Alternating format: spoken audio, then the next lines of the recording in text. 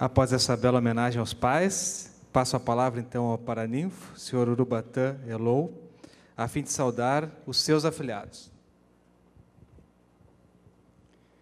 Boa noite a todos. Gostaria inicialmente de cumprimentar o professor Gustavo, professora Lia, em nome de quem eu cumprimento os 3 professores aqui homenageados, mas eu gostaria de me dirigir aos meus novos afilhados. Quero me dirigir ao Ademir, quero me dirigir à Aline, à Arlete, à Bruna, à Cristiane, ao Fernando Siqueira, ao Paulo César e ao meu amigo Rosnaldo. Quero dizer para vocês que lá em 1977, já se vão 34 anos, eu era 15 quilos mais magro e tinha pelo menos 100 mil fios de cabelos a mais. Eu fundei a Braspress, uma iniciativa humilde, uma iniciativa sem grandes expectativas naquele momento, muito mais uma atividade de subsistência do que outra coisa qualquer. Iniciei lá em São Paulo, pedalando um triciclo no centro da cidade, fazendo coletas de filmes e despachando nas empresas de ônibus. Passaram-se 34 anos e eu tive o privilégio de compartilhar hoje com os nossos 6 mil funcionários, uma companhia com 102 filiais, 1.600 caminhões, 6 aviões e que fazem 50 mil entregas em todo o território nacional. Tudo isso amparado por uma forte estrutura tecnológica que nos permite hoje ser uma empresa vanguardista. Mas eu não vim aqui falar da Braspress. Eu vim aqui me dirigir aos formandos de logística da Unicinos. Dizer que vocês se formaram não para a profissão do futuro, para a profissão do momento. E o momento é agora, as oportunidades aí estão. O custo da logística no Brasil custa 20,5% do PIB nacional, enquanto que nos Estados Unidos custa apenas 10% do PIB americano. Isto é ruim? Isto é excepcional para esses jovens que hoje saem ao mercado de trabalho. Isso representa oportunidade de trabalho. Se tudo estivesse feito, não haveria mais o que fazer. Nós temos, então, um campo incomensurável para trabalho na área de logística.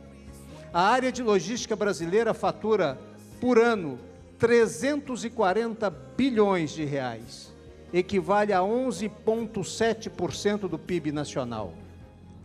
Só o transporte rodoviário de cargas fatura 162 bilhões de reais e representa 5,6% do PIB nacional. Eu pergunto aos senhores, olha a soma de recursos envolvida nessa atividade. E mais além, tem mais recursos ainda envolvidos. Emprega-se só no setor rodoviário, com empregos diretos e indiretos, 5 milhões de brasileiros. A frota é de 1.700.000 veículos, segundo o último cadastro realizado pela ANTT, Agência Nacional de Transportes Terrestres. Há quem diga de 2 milhões, 1.800.000, mas ela deve hoje, a frota nacional de caminhões, oscilar em 1.700.000 veículos. Espasmem, meus amigos, com uma idade média de 18 anos. Isso significa dizer que a metade da frota brasileira tem de 30 anos ou mais. Isso é ruim? É desafio para a logística. É mais oportunidade para profissionais. Consumimos, só o setor rodoviário, 32,7 bilhões de litros de diesel por ano, o que equivale a 73% do consumo de diesel nacional, se nós ainda levarmos em conta que a região norte do país, a energia elétrica é termoelétrica. 73% do consumo do diesel é demandado pelo transporte rodoviário de cargas. Vamos falar um pouco da matriz de transportes brasileiro. Em 1996, o modal aéreo representava 0,33% da matriz. Em 2000, representou os mesmos 0,33%. O aquaviário, em 96, representava 11,47%. Em 2000, representou 13,86%, portanto, um pequeno crescimento do aquaviário. O dutoviário representou 3,78% da matriz logística brasileira. Em 2000, teve um bom crescimento em números percentuais, passou de 3,78% para 4,46%. O ferroviário, em 96, de 20,74%, mesmo considerando as privatizações, não houve um grande avanço, foi para 20,86%, assim como o rodoviário recuou de 63,68% para 60% da matriz de transporte brasileira. Até 2025, segundo o PNLT, o Plano Nacional de Logística de Transportes, o que se espera da matriz de transportes brasileira? Que nós saltemos do aéreo de 0,33 lá em 96 para em 2025, e 2025 está aí às portas, irmos para 1%. O hidroviário de 11,47 para 29%. E o Rio Grande do Sul pode dar uma bela contribuição a isso. O transporte por dutos de 3,78 crescer para 4% em 2025. O ferroviário de 20,74 para 35%. E o rodoviário recuar de 63% da matriz para 30% da matriz. Isso é mais do que lógico. Nós não podemos continuar assistindo no Brasil o transporte de minérios e de commodities sendo transportadas por caminhões, onerando pedágios e onerando a sociedade brasileira. Isso eu estou falando até 2025. Vamos falar um pouco das dificuldades do transporte rodoviário de cargas. A ausência de barreiras de entradas. Não há regulamentação. O transporte rodoviário de cargas não espera uma regulamentação, mas um disciplinamento que possa regrá-lo. Fortes barreiras de saída face à baixa escolaridade do empresariado da atividade. Uma concorrência livre e predatória face à ausência desses marcos regulatórios. O transporte rodoviário de cargas é um produto, é um serviço, é um produto intangível e, portanto, ele não tem uma diferenciação de qualidade hoje aos olhos do usuário e se transformou numa commodity, quando na verdade não é. Falta especialização. Por que falta especialização? Qualquer carga para qualquer caminhão, foi o que eu disse. Cada tipo de carga tem que obedecer o seu modal exclusivo.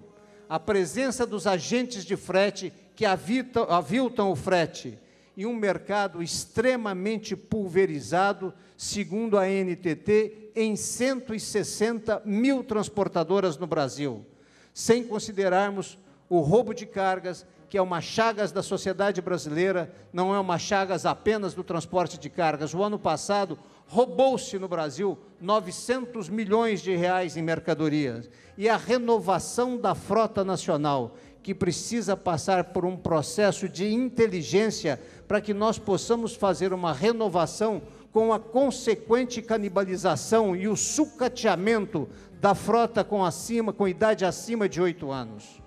Esses são desafios, não são problemas, é oportunidade de trabalho. Vamos falar, só para que vocês tenham uma ideia, nos 20 países mais ricos, os países componentes do G20, o Brasil está em 20º lugar no índice de mortes por cada 1.000 quilômetros de rodovias pavimentadas. Nós matamos cerca de 95 pessoas por ano a cada 1.000 quilômetros de rodovias pavimentadas. Em contrapartida, a Suécia, 3,7. Nós estamos em 20º lugar. atrás da Turquia, atrás do México, atrás da Rússia, atrás da Índia, atrás da China, atrás da Coreia do Sul, sem considerar Bélgica, Estados Unidos, Alemanha, Japão e etc. Nós já tivemos o disciplinamento, falta regulamentá-lo. Em 2007 foi promulgada a Lei 11.442, que trouxe ao transporte rodoviário de cargas algum disciplinamento. Ele regulamentou o transporte por placa vermelha. Ele criou requisitos básicos para a obtenção do RNTRC, o Registro Nacional do Transportador Rodoviário de Cargas, que exigiu e que exige, no bojo da lei, um curso específico para autônomo e cria a figura do responsável técnico para transportadoras, curso específico para quem está no mercado. Isso significa dizer, meus amigos, que só neste momento, com 160 mil transportadoras existentes no Brasil, abre-se 160 mil vagas de trabalho para profissionais como vocês que estão neste momento formando o curso de logística. Basta que a NTT regulamente essa lei e passe a fazer o cumprimento dela através de uma fiscalização forte, uma fiscalização que possa fazer valer a letra da lei e proíbe o registro e transporte de frete para as empresas de carga própria. Vamos conhecer um pouco das questões das ferrovias brasileiras.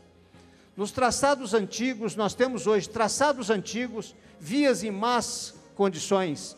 A velocidade média da ferrovia brasileira hoje está em torno de 20 a 30 km por hora de velocidade média, tendo contrapartida a velocidade média americana de 100 km por hora. Isso é problema? Não, isso é desafio. Diferenças de bitola que aumentam o número de transbordos e exige a troca dos truques ferroviários. Dificuldades na interligação e de acordos mútuos entre as concessionárias. Elas são, por lei, obrigatórias a darem o direito de passagem, mas por uma questão concorrencial entre as concessionárias das ferrovias, elas ainda não cumprem essa legislação. E os gabaritos de túneis são absolutamente insuficientes e não permitem o transporte de cargas altas. Na América, ou mesmo na Europa, é comum nós vermos o caminhão cruzando o continente, mas no dorso do trem. No Brasil, nós não podemos fazer isso porque as obras de arte que cobrem as ferrovias não permitem essa altura. Isso é problema? Isso é oportunidade de trabalho. Algumas deficiências são crônicas nas ferrovias. Nós temos hoje 10 mil quilômetros de ferrovia. A malha brasileira é de 20 mil quilômetros de ferrovia. Mas ocupamos apenas 10 mil quilômetros dessa ferrovia. Ou seja, 50% da malha ferroviária brasileira são trilhos que enferrujam sobre dormentes que estão apodrecendo. Falta terminais intermodais. Os embarques e desembarques são lentos e ineficazes. Falta retroáreas nos portos. Invasão das faixas de domínio. Ausência de ferroanéis em grandes metrópoles como São Paulo, Rio de Janeiro, Salvador, Porto Alegre. Cargas muito concentradas apenas no minério de ferro. As ferrovias hoje transportam, 70% do transporte das ferrovias brasileiras é de minério de ferro. Vamos falar um pouquinho dos portos. Necessidade de dragagem nos portos brasileiros para manter e aprofundar os canais. Deficiências de acesso por rodovias e ferrovias, deficiência na infraestrutura, congestionamento de trens e caminhões e falta de equipamentos adequados, serviços morosos e limitados a apenas 10 horas por dia, excesso de burocracia e mau gerenciamento dos portos.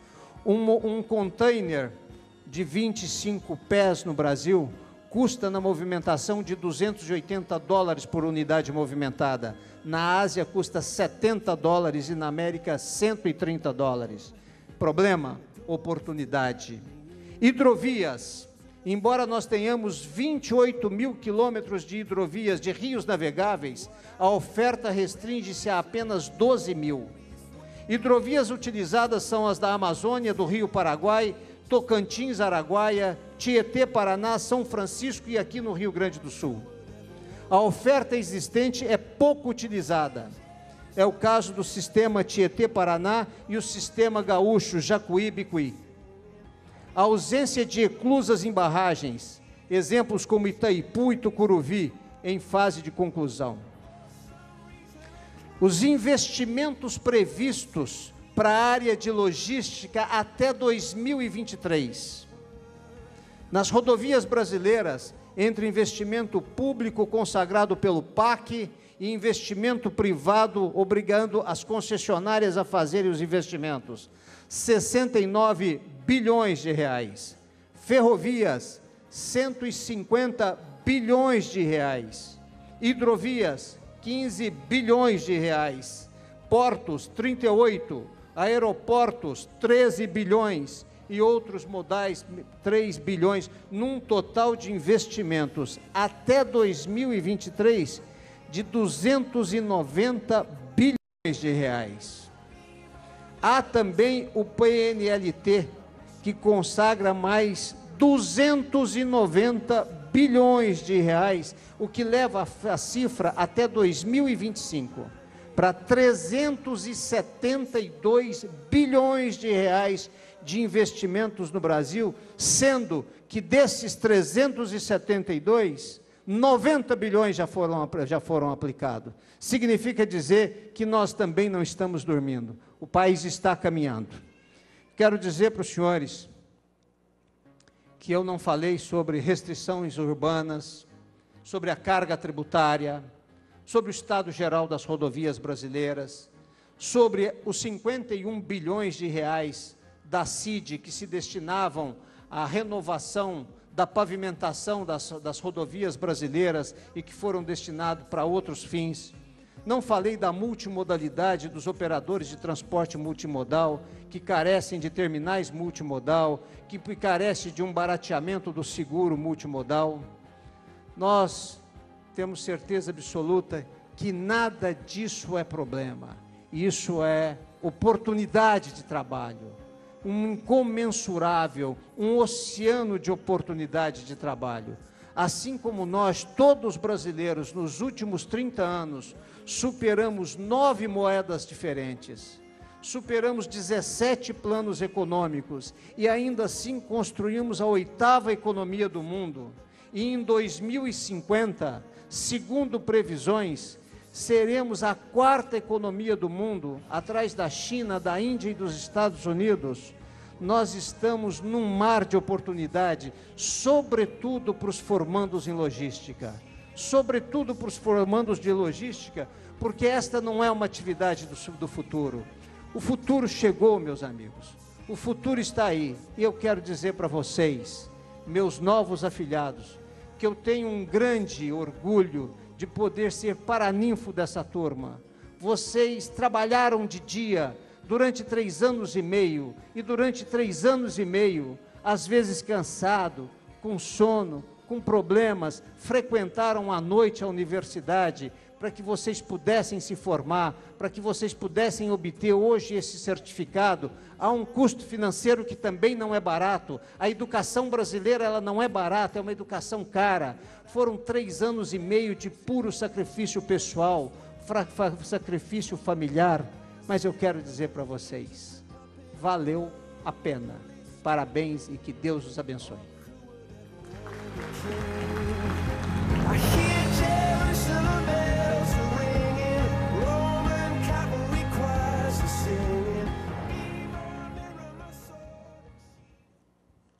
Boa noite a todos novamente.